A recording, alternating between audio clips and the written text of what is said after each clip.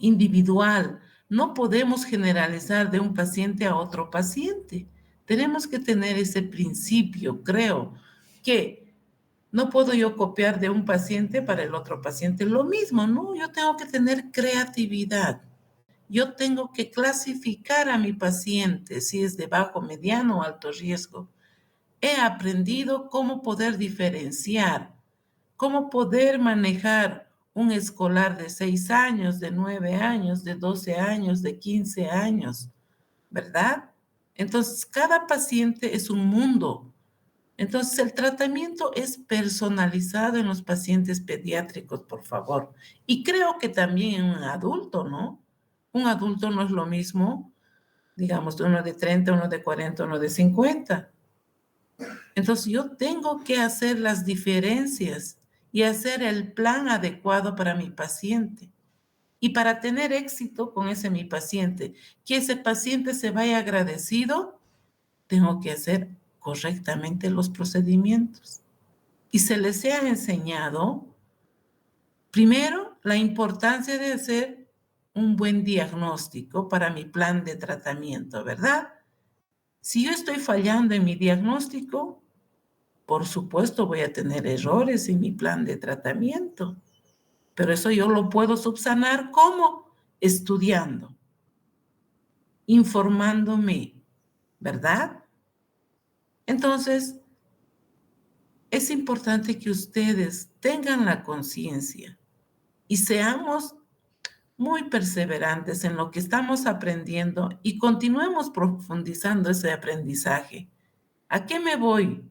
Se les ha enseñado las primeras semanas, los primeros meses, cómo hacer un buen examen, cómo poder realizar un buen procedimiento. Y se olvidan o no sé, nos olvidamos a propósito o no tomamos interés. La importancia de la educación de la salud.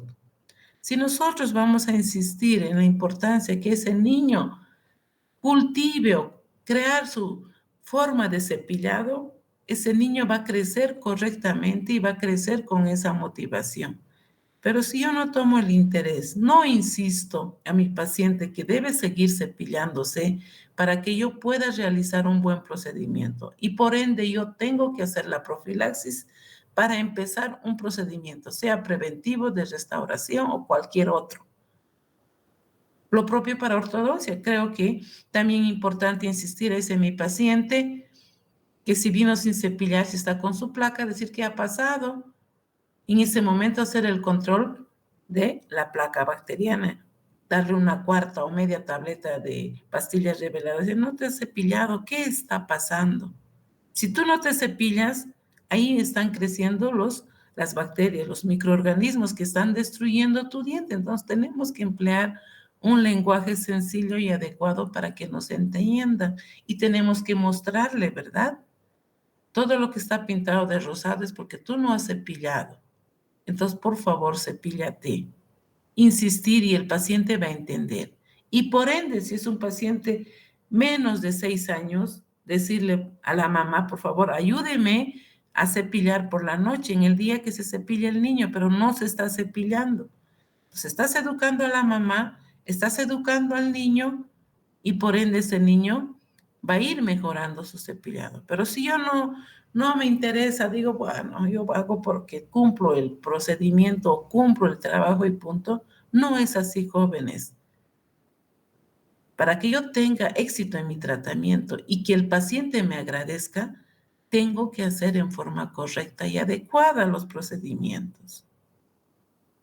Entonces, estamos aprendiendo estos pasos para que no nos olvidemos y hagamos la práctica en el niño, en el adolescente, en el adulto. Y el adulto sí nos va a agradecer, el adolescente nos va a agradecer. Quizás el adolescente va a decir, me da flojera, pero sí más adelante, cuando sea grande, va a decir, a mí me enseñaron así y por eso tengo los dientes sanos. A mí me enseñaron, pero yo no hice caso, por eso tengo los dientes destruidos. ¿Verdad? Entonces, el éxito de su restauración, sea sellante, sea flúor, sea resina, sea ionómero o sea otro procedimiento, está en enseñar correctamente el cepillado, y que el paciente sea perseverante en su higiene bucal. Y si es perseverante, si nos va a colaborar, el éxito de la restauración va a durar el tiempo que indique el fabricante, quizás un poco más.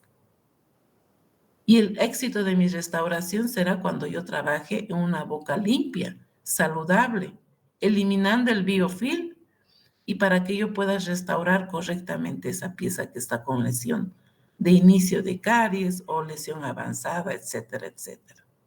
Entonces, mi recomendación es esa, que ustedes trabajen en una boca libre de biofilm, libre de placa bacteriana. Se ha indicado que el biofilm se forma en las horas, la placa en los días, ¿verdad?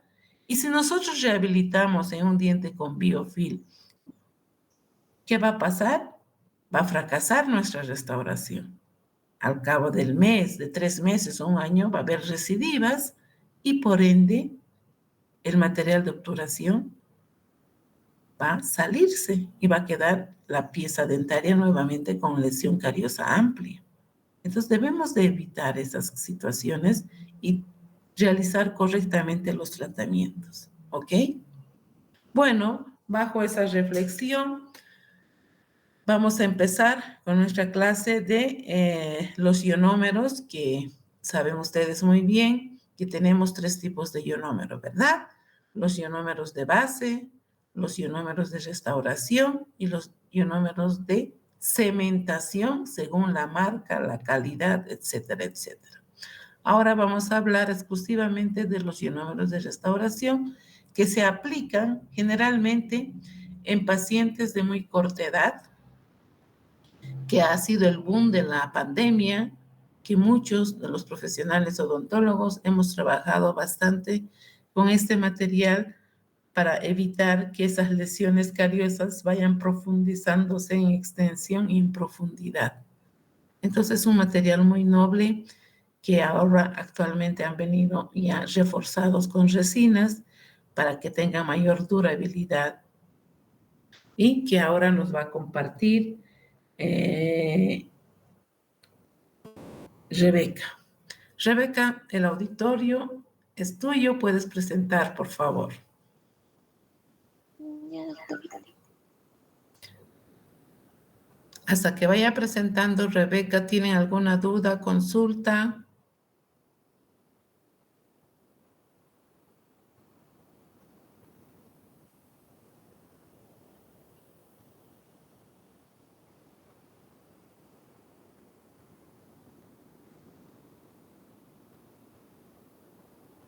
Todo está claro, entonces.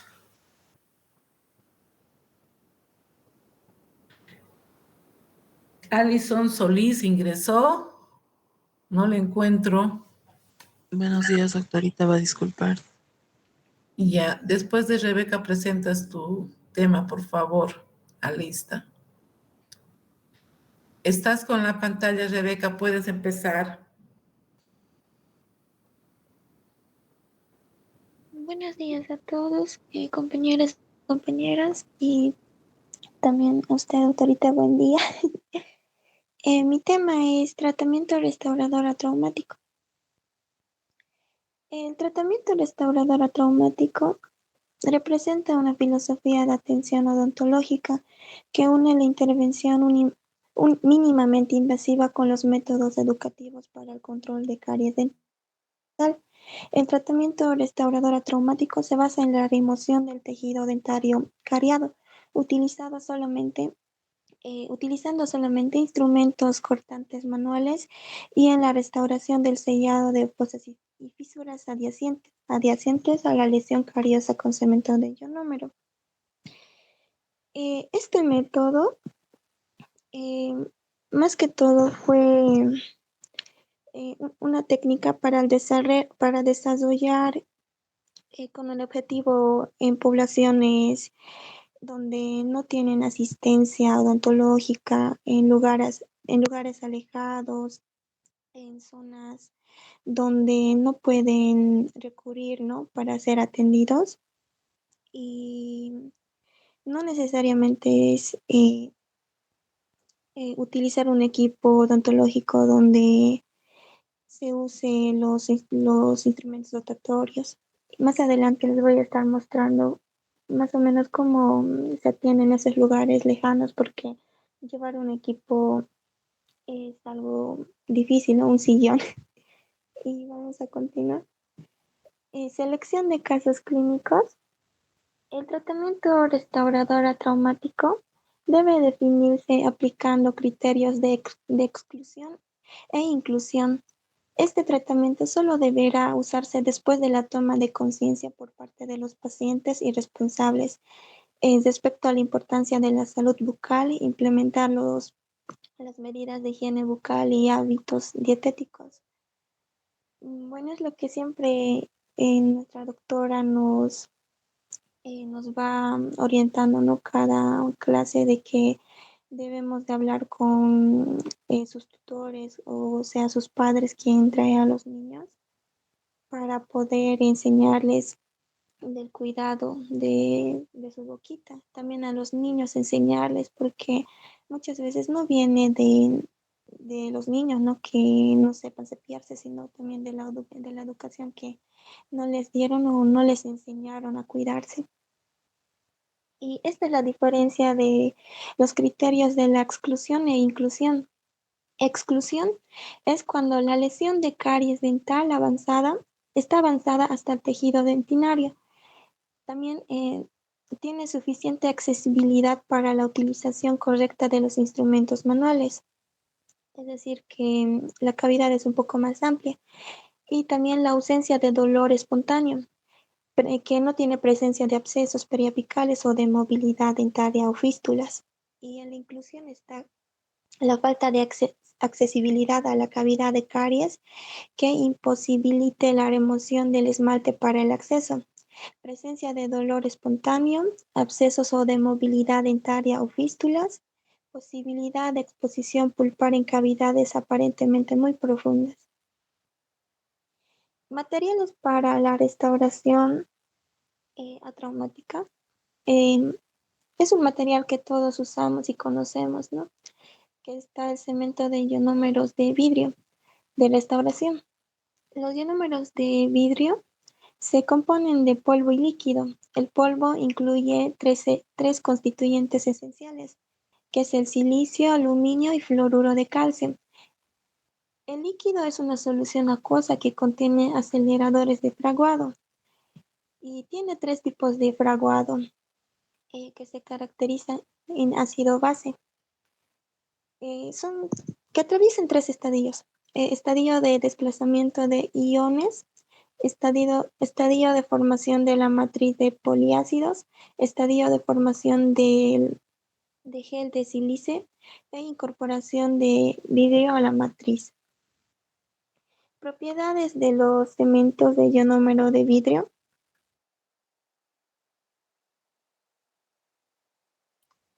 Vamos a empezar por su adhesividad, que es un mecanismo, ¿no? De parte del ionómero de vidrio.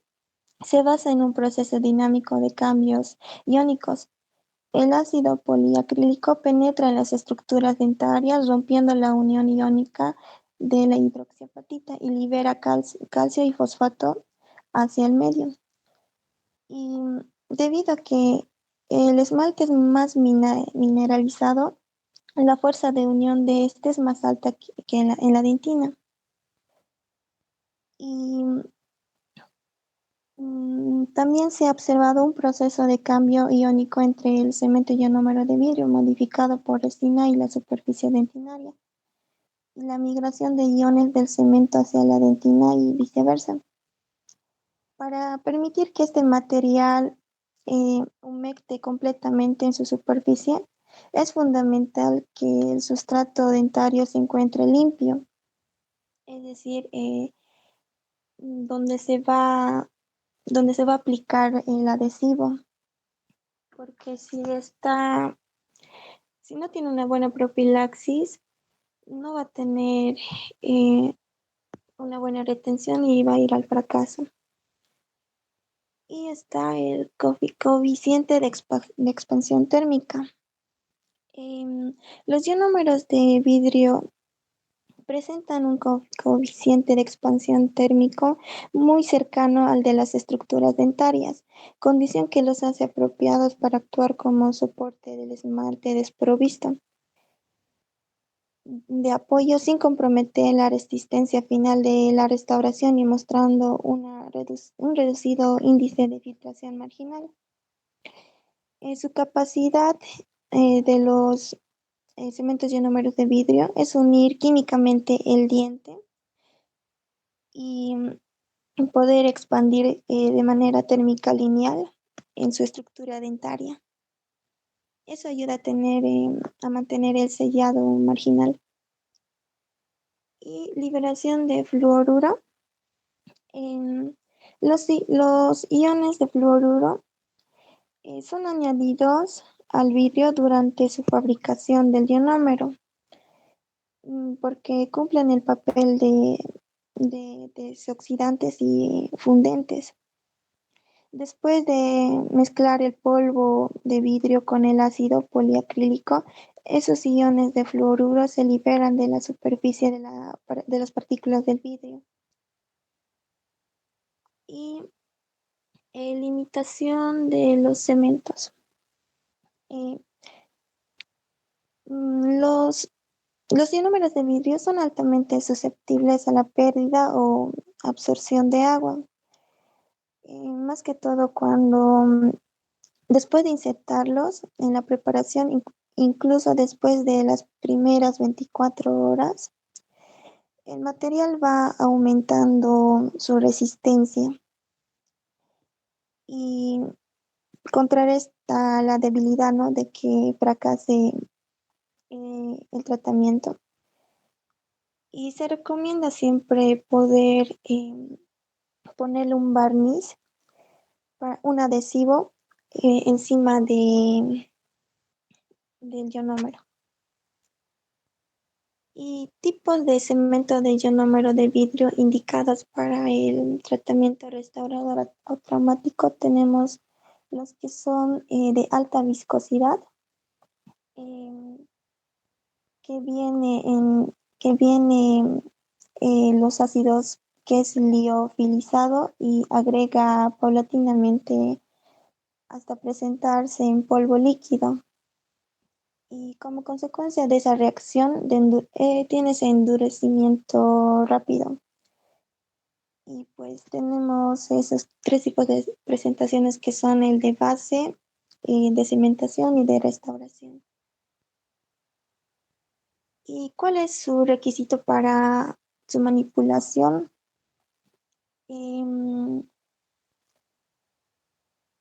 Es primordial que tenga un riguroso cuidado durante su manipulación para otorgarle esa prioridad a los elementos polvo y líquido.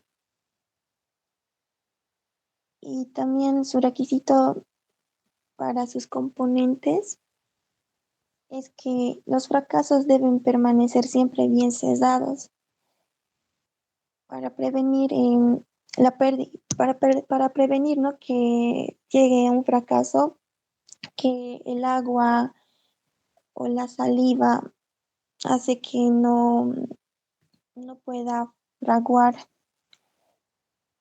Y también, una vez dispensado el polvo, si no se utiliza íntegramente su proporción adecuada,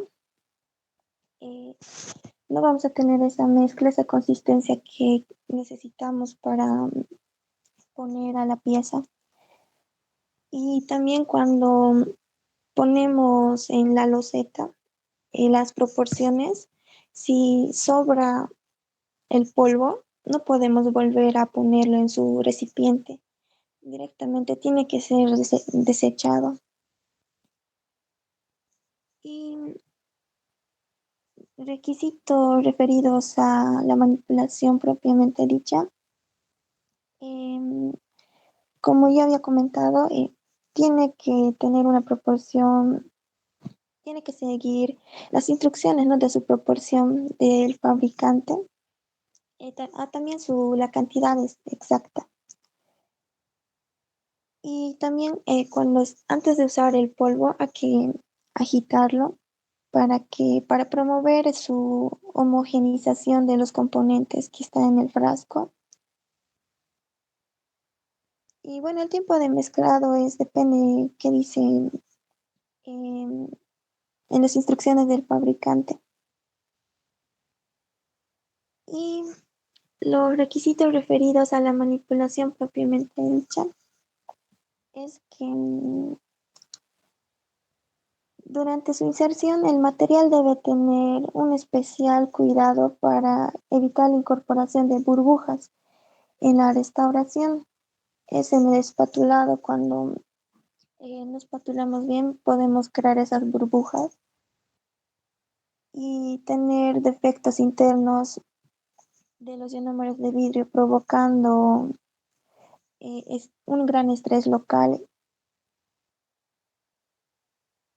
y,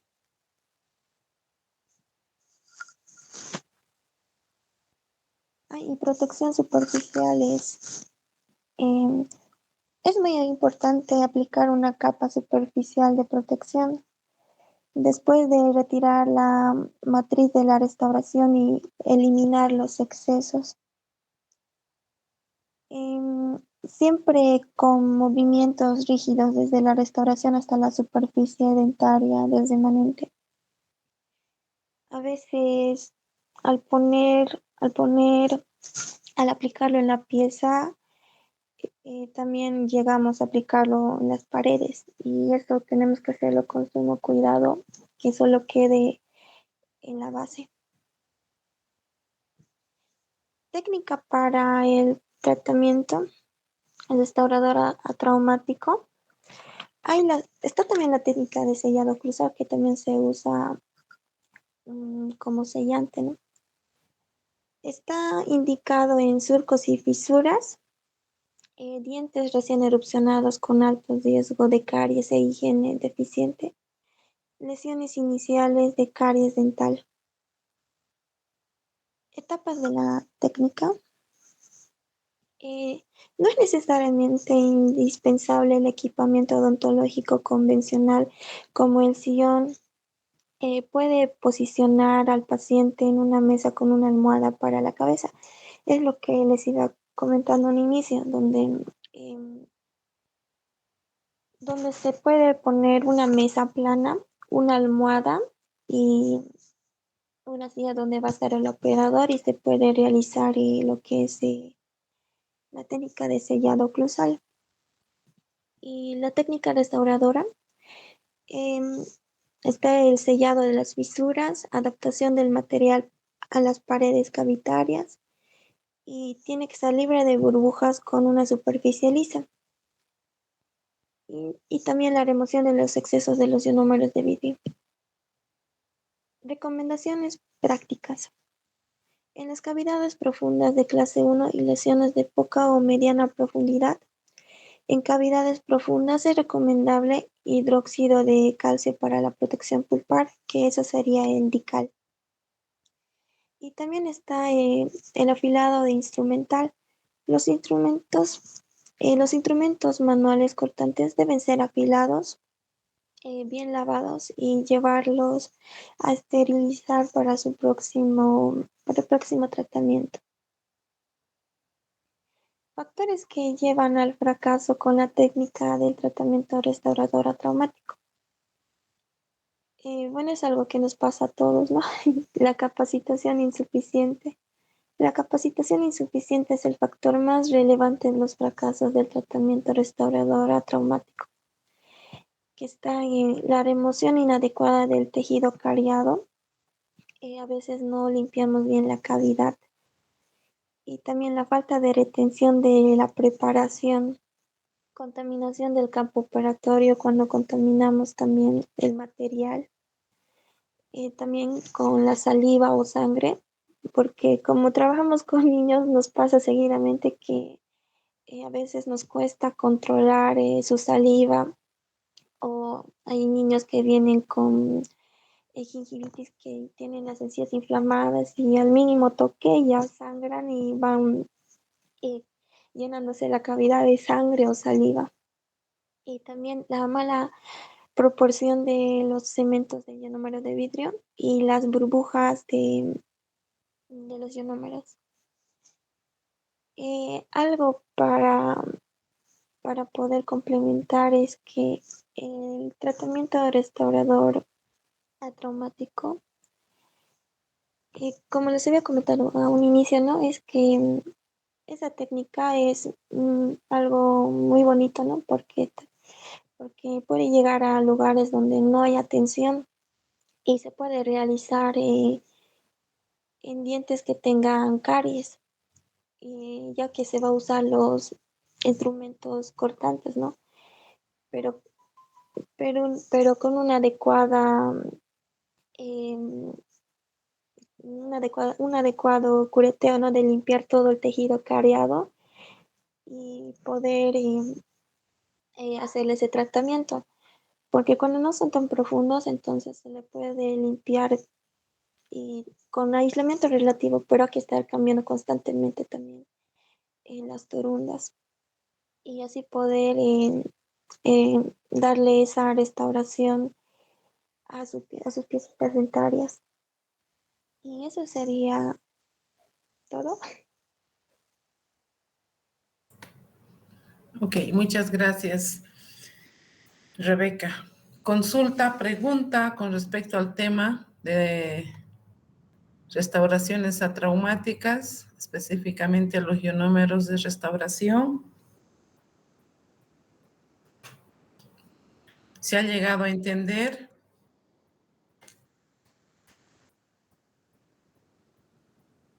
Sí, doctora. Ok, gracias. Bueno, seguidamente entonces, si no hay más dudas ni preguntas, vamos a pasar que su compañera Solís Alison, presente, por favor. Sí, doctorita, un momentito, estoy teniendo problemas del anclaje.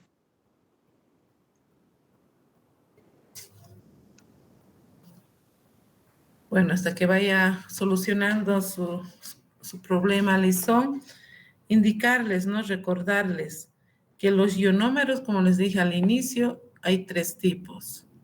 Es importante la forma de preparar. Recomendarles que los ionómeros son materiales actualmente de elección para hacer la protección de una preparación cavitaria, como su nombre indica, ionómero de base. Y el que actualmente estamos usando de restauración es por las propiedades que tiene, ¿verdad?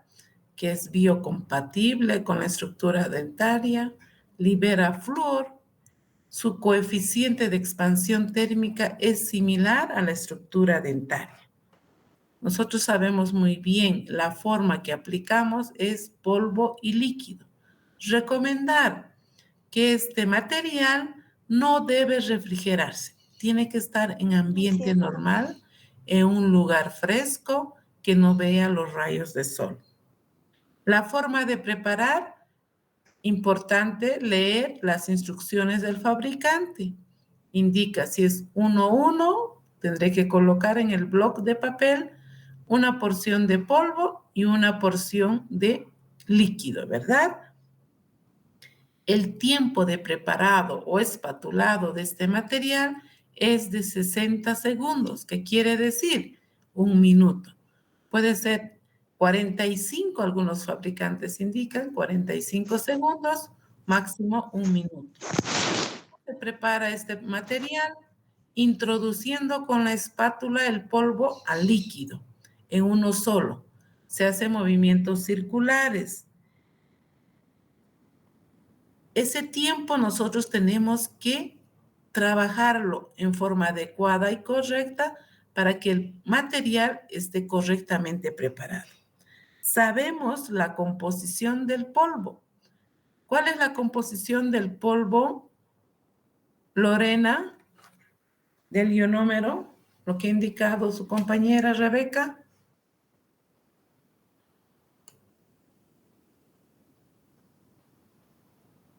Es importante saber, ¿verdad? Lorena, ¿estás en la clase? Voy a ir Sí, preguntando, doctora. por favor. ¿Me puedes indicar cuál es la composición del Sí, ionómero? sí, doctora. Del polvo dijo óxido de silicio, ¿Qué más? eh, óxido de aluminio, de sodio, fosfato de aluminio, doctora. No, gracias. ¿Y el líquido cuál sería? Del líquido. No, ese ya no recuerdo bien, doctora. Ok, gracias. Es Ya, doctora. importante, por favor, que estén atentos y pregunten. Específicamente, el polvo tiene flúor alumino silicato. Ahora está viniendo reforzado con resina para poder restaurar y tenga mayor durabilidad y resistencia. Los ionómeros convencionales, su composición básica es flúor alumino silicato. El líquido es ácido poliacrílico, que es soluble en agua. Aparte, el líquido también contiene el ácido maleico, el ácido itacónico, el ácido tartárico. Estos tres elementos aumentan el tiempo de trabajo y reducen el tiempo de gelificación. Entonces es importante saber su composición. Se les ha indicado todo material que empleen, lean cuál es la indicación, cuál es su composición. ¿Para qué debemos saber? Para que puede que el paciente sea alérgico a un componente, entonces no podemos aplicar este material, ¿verdad? Entonces es necesario saber su composición. Pues no nos olvidemos que los ionómeros tienen un polvo y tienen un líquido. Estos ionómeros pueden ser autopolimerizables o fotopolimerizables, ¿verdad? Es importante que sepan eso. Entonces, ¿qué propiedades tiene el ionómero? Ya les he dicho, adhesividad, biocompatibilidad, liberación de flúor. Pasa por las tres fases importantes que tienen que saber. ¿Cómo es, Alison? ¿Está lista tu presentación? Los ionómeros tienen una reacción ácido-base, que quiere decir que la primera fase, la mezcla del polvo y el líquido, que es aproximadamente en las primeras 3 horas, el fluoralumino se va a unir con el líquido y en el momento que nosotros estamos preparando, una vez concluida la preparación, vamos a llevar a la cavidad este material, ¿verdad? Entonces, en la primera fase de las 3 horas, el ionómero de calcio se va a unir a la cadena del ácido poliacrílico para que posteriormente ese material en esa cavidad durante un periodo de 48 horas va a producir la liberación de los cristales de fluoralumino-silicato. Y ese material va a ir formando cadenas de grupos carboxílicos libres para que posteriormente, después de las 48 horas, va a cumplir la función de resistencia, durabilidad. Por eso es recomendable que cuando nosotros estamos aplicando este material, tenemos que seguir las instrucciones del fabricante. ¿Cuáles son las instrucciones del fabricante? En primer lugar, como hemos dicho, es una técnica muy sencilla. Se utiliza las cucharetas de Freddy o las cucharitas muy afiladas. La forma de trabajar es primeramente tener el diagnóstico, que es una cavidad accesible en el que yo pueda retirar el material que es dentina desorganizada para que yo pueda conformar una cavidad. A base de cucharitas conformamos la cavidad, una cavidad simple o puede ser una compuesta.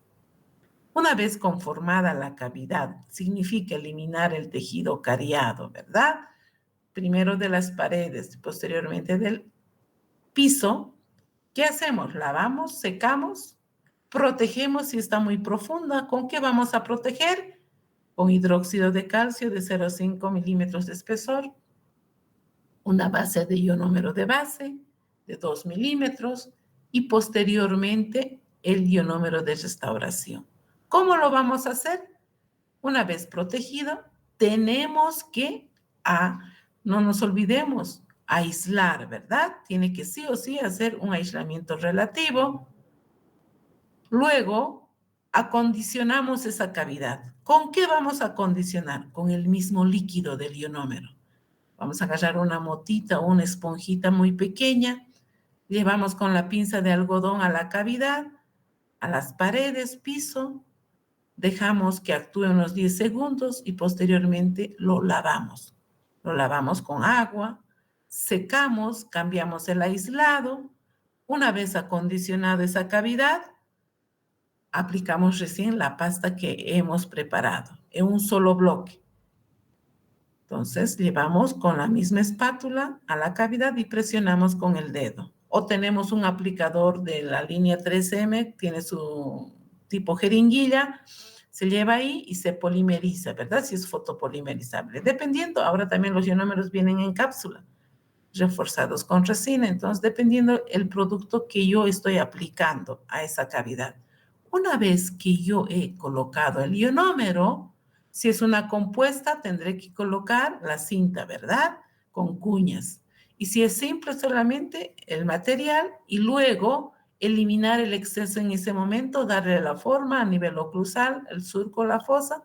Y una vez terminado haciendo esos detalles, hago la protección. Algunos ionómeros tienen su barniz de protección, otros no lo tienen. Entonces, ¿qué tengo que hacer?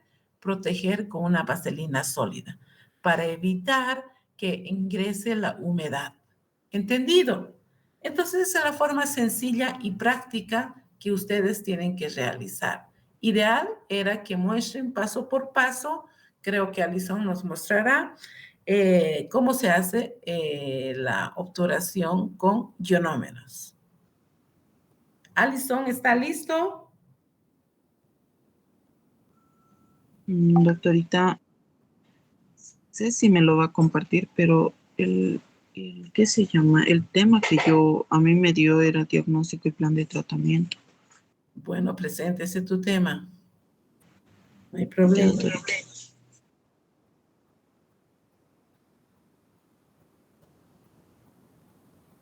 Como les estaba indicando entonces, los ionómeros, es importante saberlo realizar para tener éxito en el tratamiento. ¿Alguna consulta, pregunta con respecto a los ionómeros?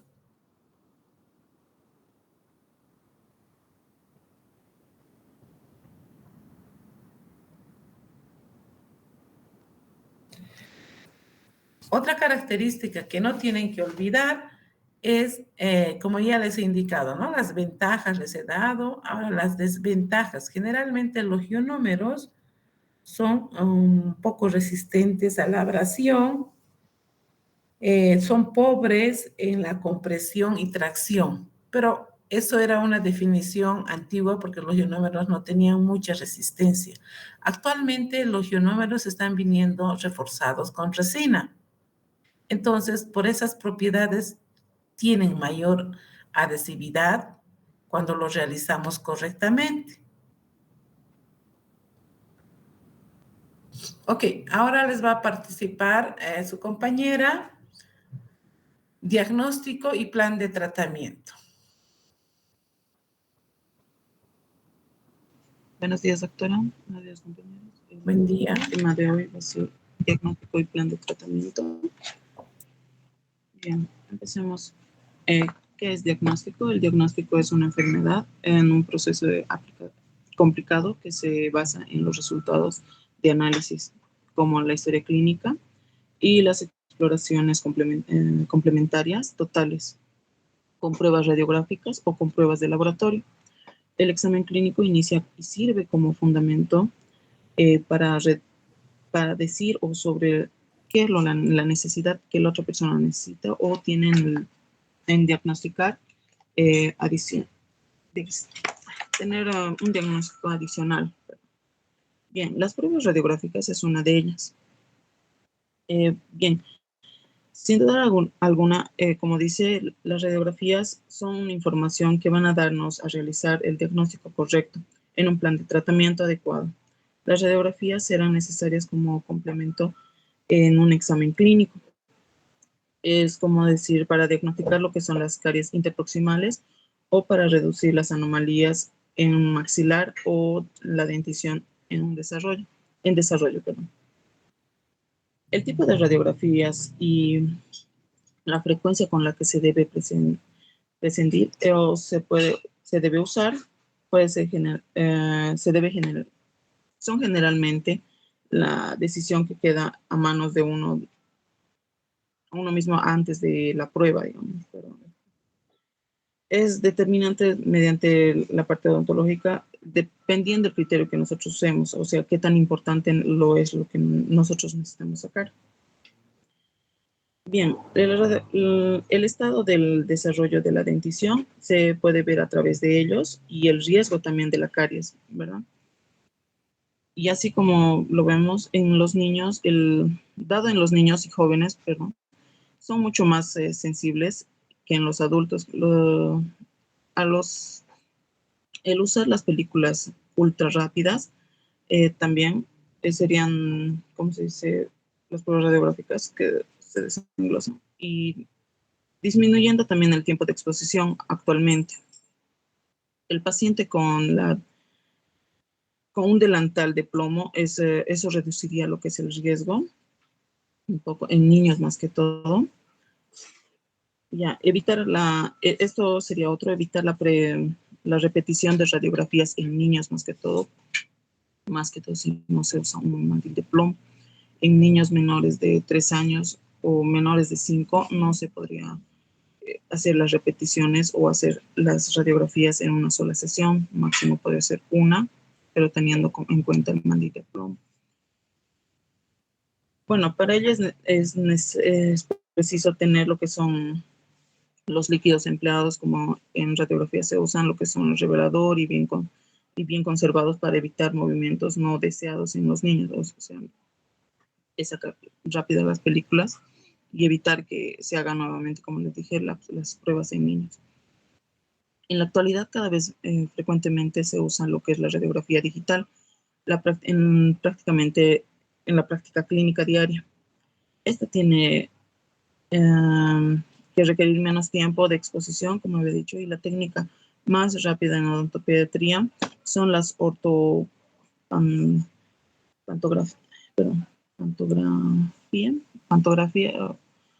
las radiografías de aleta de mordida o periapicales y oclusales, que también son otras en complementación. ¿Me lo pasas, por favor? Ya. Las radiografías de aleta de mordida. Estas se pueden observar la totalidad de las coronas de los molares. Su principal indicación es la detección de las caries interproximales cuando los espacios interdentarios se han cerrado bastante o como un apiñamiento. Un pequeño apiñamiento nos podrían dar. Ya, no nos permiten tanto su examen clínico como el tiempo de radiográfica, que se puede apreciar con exactitud la morfología y el tamaño de la cámara pulpar, pudiéndose su realización de la cámara pulpar. Por otra parte, permite valorar lo que son los procesos patológicos en la zona de rotación de los molares temporales. Ahí hay una pequeña imagen que se puede ver cómo se está posicionando y también la proporción de las coronas, y también se hace visible lo que son la posición de la cámara pulpar.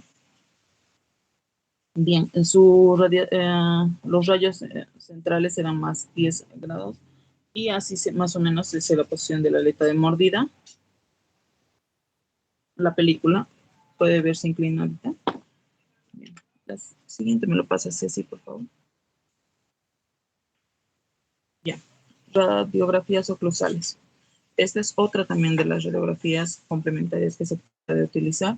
Estas radiografías permiten un estudio más extenso del maxilar o de la mandíbula que las radiografías, como había dicho, interproximales comunes, como también periapicales. Y tiene lo que es el tamaño adecuado de la arcada. Es una película tipo horizontal, permite lo que es la extensión de la boca de la lengua, o sea, por debajo. Y esta nos permite lo que es la localización de cuerpos extraños, es decir, si hubiera algún diente no erupcionado, como vemos en la imagen, lo que son caninos retenidos. Determinan lo que es la localización de los dientes en horizontales o en erupción, no erupcionados. Nos ayuda a determinar lo que es la extensión y la dirección de la fractura de ósea si es que hubiera habido algún trauma. ¿Me lo pasas, por favor?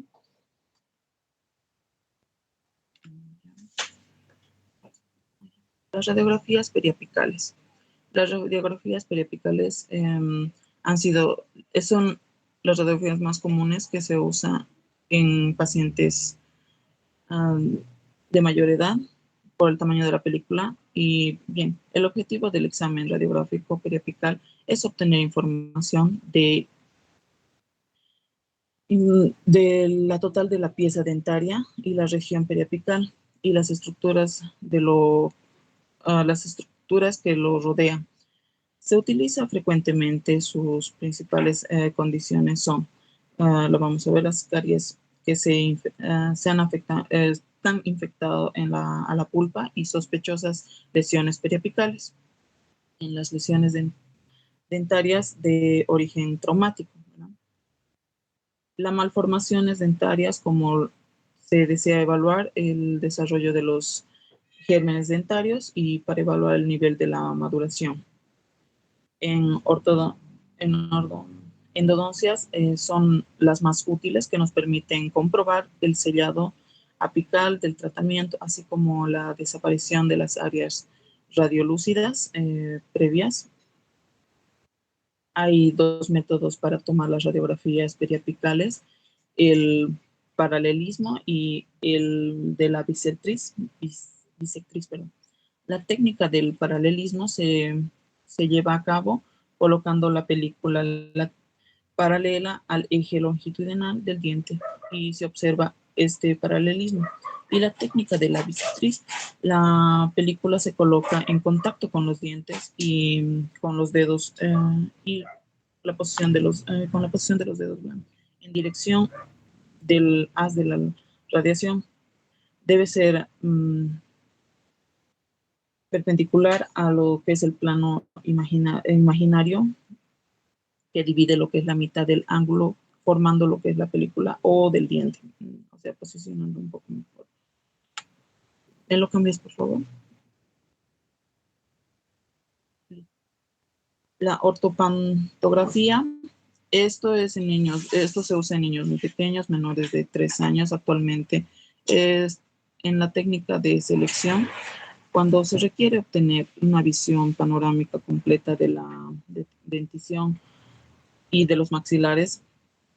Al ser una radiografía extraoral, resalta muy sutil en niños, o sea, es mucho mejor, porque la lámina de los problemas de la falta de la colaboración, o sea, es mucho mejor la toma, y sin embargo su realización es necesaria permanente, es más fácil de sacar. Y bueno, la radiografía panorámica nos permite lo que es el análisis del desarrollo de la dentición temporal y se observa lo que es los gérmenes permanentes y la disposición de las arcadas.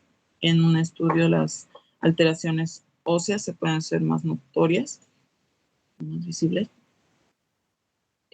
Aquí vemos lo que son un test de actividades de caries. Es necesario que el test de actividades de caries se fundamente entre las siguientes razones: la motivación del control del programa adecuado, relacionados con las modificaciones diabéticas y higiene oral. Los test tienen hoy en día más validez que para test del ALBA, un ejemplo, y el recuentros microbiano, así como la determinación de los fluidos salivales. Se basa en la capacidad de la saliva y reproduce lo que son los ácidos como una muestra de saliva estimulada. Es algo inoculada, perdón, a medida de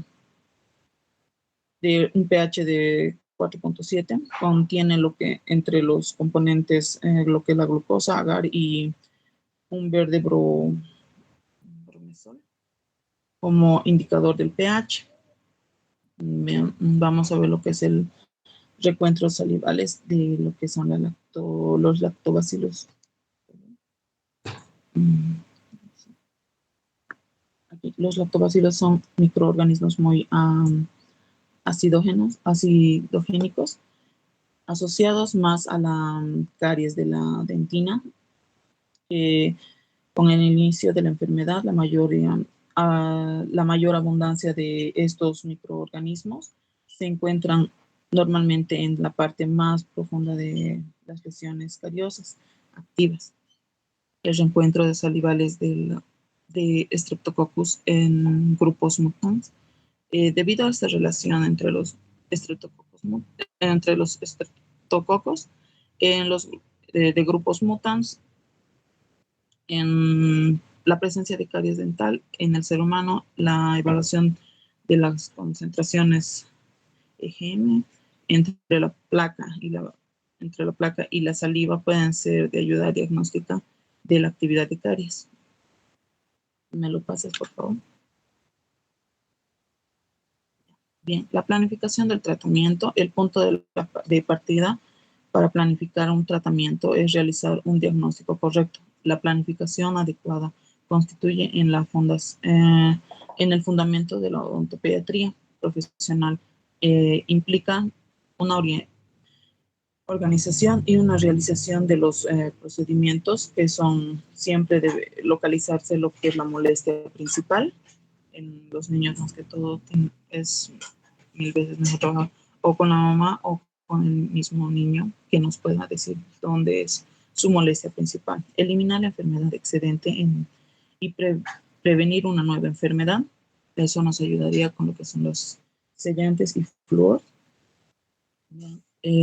Considerar el efecto de un tratamiento anterior, o sea, si anteriormente fue a otro lugar con otro especialista, considerar también qué tipo de tratamiento ha recibido. Siempre tomar en cuenta los antecedentes sociales del paciente, si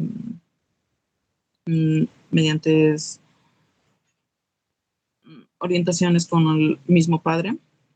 La presentación del tratamiento a los padres. Bien, antes de iniciar el tratamiento que previamente hemos planificado, se debe y es obligatorio presentar el plan de tratamiento a los padres, pues se pone en juego un principio fundamental que en los pacientes, sus padres tienen derecho a controlar el tratamiento que van a recibir. Bien, la presentación del plan del tratamiento a los padres debe de unir una serie de requisitos. Una de ellas debe ser breve, completo y específico. Debe evitarse generalidades, debe utilizarse un lenguaje muy sencillo y nos aseguramos que la explicación sea muy rápida y sencilla también para el padre. Empezamos con una breve descripción del diagnóstico, de tal forma que ofrezcamos una visión general del estado de salud bucodental. Después pasemos a lo que es la descripción de cada uno de los problemas por orden de prioridad. Preguntamos a los padres si están o no de acuerdo también con el tratamiento. Posteriormente se explica las posibilidades de nuestro juicio con o sea, si son las más adecuadas del tratamiento. Y si le molestará el procedimiento o no. Información de las ventajas y desventajas y el número de visitas que el niño y el padre van a hacer al consultorio. ¿Me lo pasas, por favor? Listo. El consentimiento informado. Los requisitos informales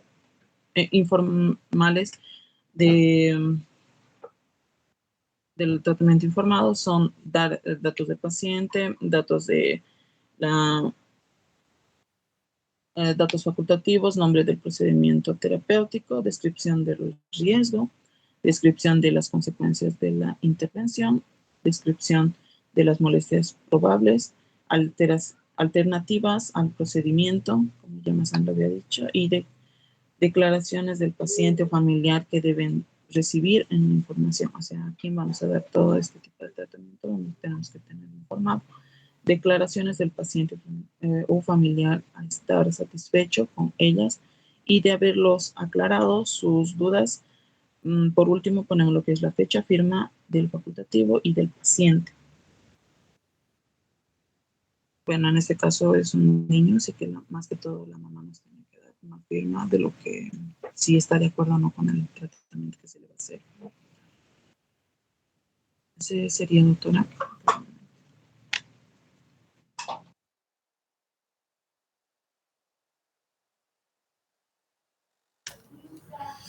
Bueno, pregunto al grupo qué les ha parecido la presentación de su compañera con respecto al diagnóstico y plan de tratamiento.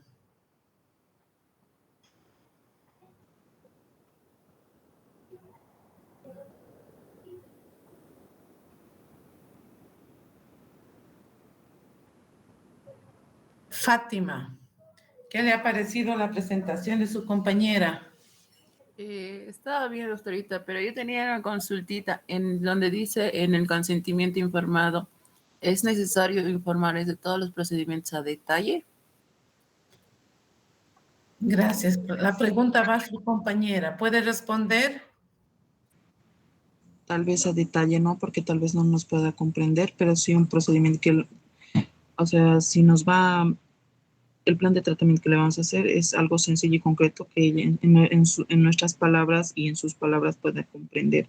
No siempre nos va a entender qué tipo de procedimiento vamos a hacer, pero ya más o menos como algunas mamás ya se orientan qué tipo de se va a hacer, más o menos. O sea, no es al pie de la letra, simplemente es qué tipo de pasos vamos a tomar y si está de acuerdo o no. Bueno, Está bien. ¿está clara la respuesta que te ha dado su compañera Alison, Fátima? Sí. Bueno, en primer lugar, creo que las presentaciones que están realizando he sido muy clara. Les he indicado que hagan mapas conceptuales o un resumen, ¿verdad? La presentación que yo voy a hacer no estaba claro. En primer lugar, creo que ese tema yo ya lo he dado, ¿verdad? Y deberíamos de reforzar, hacer un resumen. Y es ahí la falencia. Cuando ustedes presentan una historia clínica, tienen que ser un plan de tratamiento claro, preciso, según la necesidad que requiere el paciente. Y tenemos que explicar en forma sencilla para que entienda el padre de familia. En realidad, desde el inicio ha habido una confusión. Ha dicho que diagnóstico es una enfermedad. No, para mí no es una enfermedad. Es el acto de identificar la salud o la enfermedad que presenta el paciente, por favor. Porque si nosotros vamos a definir que el diagnóstico es una enfermedad, estamos equivocados. ¿Ok? Lo propio. He estado atentamente escuchando algunos términos que ha ido confundiendo y quizás les ha confundido a ustedes, que dice que la radiografía es el diagnóstico correcto. No es. La radiografía, sea periapical, aleta de mordida, oclusal, panorámica, pantografías, etcétera, etcétera, son complementos de nuestro diagnóstico, por favor. La radiografía no nos va a dar el diagnóstico así preciso. El diagnóstico nosotros lo realizamos clínicamente en la cavidad bucal, ¿entendido? Y la radiografía es un complemento para poder realizar nuestro diagnóstico y plan de tratamiento. de aclaración. Por tanto, este trabajo yo voy a rechazar por el tiempo que estamos y tiene que rehacer, por favor, su trabajo, un mapa conceptual Alison, en el que quiero que por favor me haga 3 consentimientos, uno de paciente de bajo, otro de mediano y alto riesgo. Que esto lo va a dar cuando den historia clínica. Y es ahí que yo veo las falencias que están haciendo en historias clínicas. No están desarrollando correctamente diagnóstico. Hay error en diagnóstico. No sé cómo han aprendido en semiestomato, pero yo les he dado las directrices, qué es un diagnóstico. Y les he ido preguntando a algunos, ¿qué es un diagnóstico? Y no sabemos diferenciar, no sabemos definir. ¿Entendido? Y la presentación ha sido regular. Ha copiado del texto tal cual, no sé por qué, me gustaría que me aclare. Y donde más tenía que enfatizar era la parte clínica. La parte radiográfica lo han llevado en radiología, pero sí es importante mencionarlo. He visto que no ha mencionado, por ejemplo, el plan de tratamiento. ¿Cuál es la finalidad del plan de tratamiento? Y eso es lo que ustedes tienen que aprender, hacer un correcto plan de tratamiento con el consentimiento informado. ¿Por qué hacemos el consentimiento informado? Porque atendemos niños menores de 18 años de edad. ¿Ok? Entonces, por favor, me repite este trabajo y posteriormente yo le indicaré que posiblemente va a dar con el tema de historia clínica. ¿Entendido? Entonces, este trabajo está rechazado. No está nada claro en la presentación. Bueno, tenemos con Zaida, por favor, presente su tema de aislamiento absoluto. Está bien, doctora. ¿Cuánto tiempo vas a demorar, Zaida? ¿Has programado tu tiempo?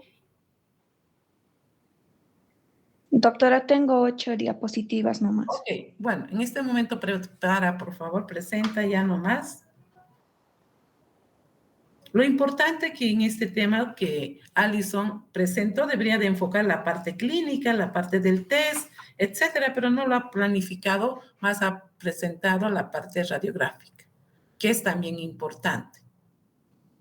Entonces estamos ahora con el tema de Zaida, aislamiento absoluto. ¿Puede presentar, por favor? Doctora, ¿se puede observar? Es que yo en mi celular no puedo ver si estoy compartiendo. Sí, está compartiendo. Inicia, por favor. El auditorio es tuyo. Aislamiento del campo operatorio. El dique de goma es el mejor método y satisfactorio para conseguir un campo operatorio seco y obtener un excelente acceso a superficies difíciles. El control de la humedad del campo operatorio es el éxito de los procedimientos restauradores, ofreciendo una mayor resistencia a la adhesión y una menor microfiltración. El aislamiento relativo. Los triángulos absorbentes de Drie-Trims. Esta es una alternativa. Son los triángulos absorbentes de Drie-Trims junto con los rollos de algodón y un aspirador de saliva potente. En estas dos situaciones es trabajar a 4 manos, ya que en cualquier momento se tenga que cambiar los elementos absorbentes a medida que se vayan impregnando de saliva. Y a la vez el operador no puede dejar de controlar el diente que se está tratando. Entonces en la arcada superior se va a colocar un rollo de algodón y un triángulo absorbente por vestibular. Y en la arcada inferior se coloca un rollo de algodón por vestibular y otro por lingual. Estos triángulos de absorbentes se puede observar en esta imagen que se lo puede colocar en vestibular. El dispositivo de Off-Track-Gate es un dispositivo auxiliar para uso clínico que permite el acceso del campo operatorio con facilidad. Va a proporcionar la retracción de los labios y mejillas durante el tratamiento y que va a ofrecer al odontólogo un aumento de visibilidad, facilitando el control de la cavidad bucal. Va a estar indicado para uso dental terapéutico, preventivo y diagnóstico. proceso de restauración, en la preparación de la cavidad, en una limpieza dental, curetaje, blanqueamientos dentales y la toma de impresión. El sistema de Isolite este sistema se ha implementado con el fin de ofrecer un tratamiento dental de alta calidad y restauración a larga duración. Este sistema se integra en el sillón, tiene una capacidad de controlar varios factores adversos de la cavidad oral, el flujo salival continuo y va a permitir una iluminación sin sombras, el aislamiento, la evacuación de la saliva de alta velocidad, una protección de los tejidos blandos. Entonces va a resultar ideal para los sellados de fosas y fisuras, para los onlays, inlays, las coronas, puentes, carillas. El aislamiento absoluto es un conjunto de maniobras que va a incluir al dique de goma como elemento central y separa todo el campo operatorio de la cavidad bucal, facilitando la visibilidad y obtener un mejor resultado. El dique de goma va a haber en dos presentaciones, en rollo y en cuadrado, que va a ser de 12.7 por 12.7 centímetros y de 15.2 centímetros. Va a haber en diversos colores, como ser el color claro, va a permitir una mejor iluminación y una transparencia. El color oscuro, mejor contraste entre el diente y su entorno. El principal componente del dique va a ser el látex.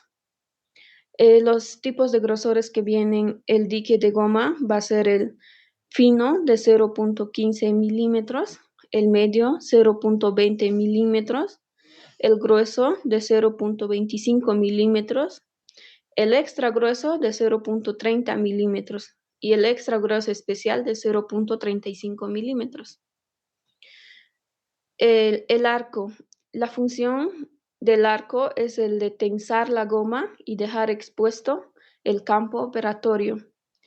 Los tipos de arcos van a haber abiertos y cerrados. Los abiertos va a ser en forma de U o de Young. Tiene la apertura en la zona nasal. Los cerrados van a ser los de Jeffley o circulares. Estos van a ser cerrados.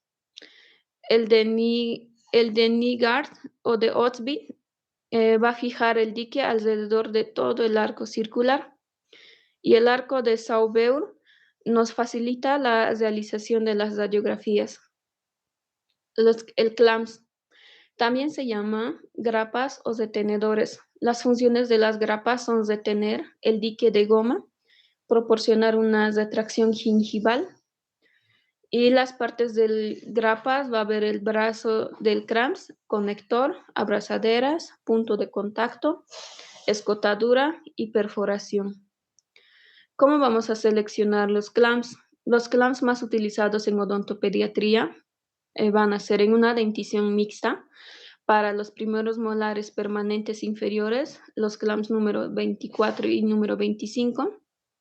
En una dentición mixta, para los primeros molares permanentes superiores, el clamp número 26. En la dentición primaria, tanto para segundos molares inferiores y superiores, el clamp número 27. Los incisivos primarios, cuando el hilo dental no es suficiente, entonces vamos a usar el número 00 en incisivos permanentes y el número del 212. Perforador del dique de goma. Su finalidad es agujerear y mantener su integridad para evitar que se rompa. Existen varios tamaños. Las perforaciones grandes son para molares, diámetro más pequeño para los incisivos inferiores, las medianas para premolares y caninos superiores. Pinzas y portaclamps, utilizaremos aquellos que nos van a permitir un mayor control y precisión al aplicarlas, una dirección gingival y mayor capacidad de maniobra en el plano anteroposterior. El hilo dental. Su función es importante, es anudar el clamp para evitar una aspiración o deglución, para pasar el dique entre los contactos dentales, atar a los cuellos dentales de los dientes que no se pueda colocar ningún clamp, para evitar la rotura del dique a nivel interproximal. Las técnicas de colocación del dique de goma. La técnica 1, primero el clamp. Esta técnica es fundamental para asegurar el clamp, evitar que se vaya al espacio de la faringe. Entonces es hacer un nudo en el hilo dental al conector del clamp para evitar la aspiración o deglución. Colocar directo el diente con el portaclamp y las 4 puntas estén en contacto con el diente. Colocar el dique de goma directamente sobre el clamp con precaución para no desprenderla y después ajustar el dique al arco. Fijar el dique con los dedos, pasar la goma sobre la ala lingual y vestibular. La técnica 2 va a ser una colocación simultánea del dique y el clamp y arco.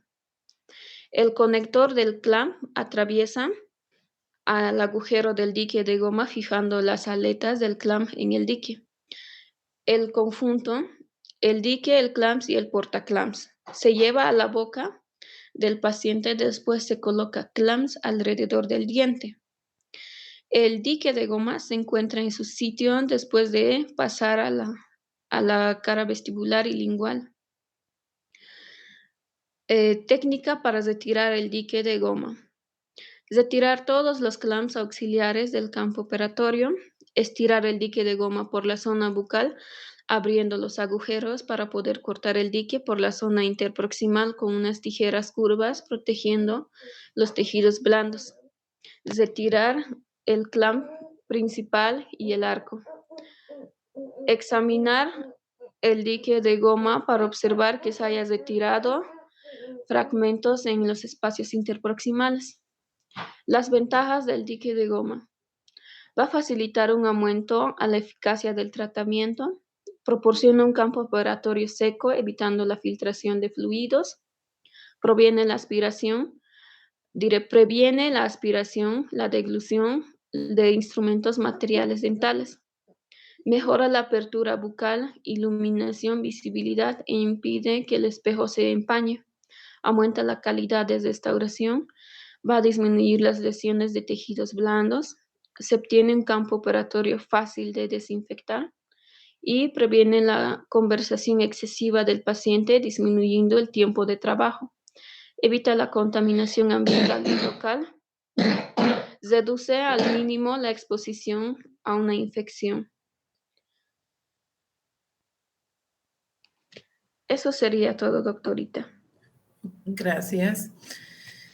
¿Preguntas con respecto a aislamiento?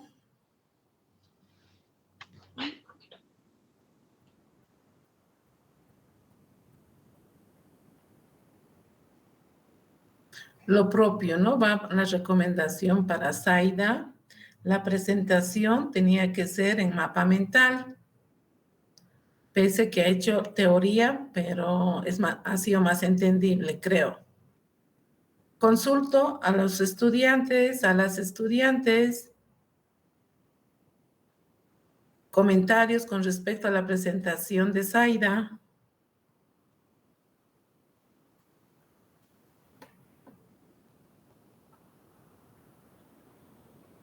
Bueno, si no hay comentarios, entonces estamos finalizando la clase. Que tengan un buen día. Nos vemos en la práctica. Hasta luego. Hasta luego, doctora. Gracias, doctora. Hasta luego. Hasta luego.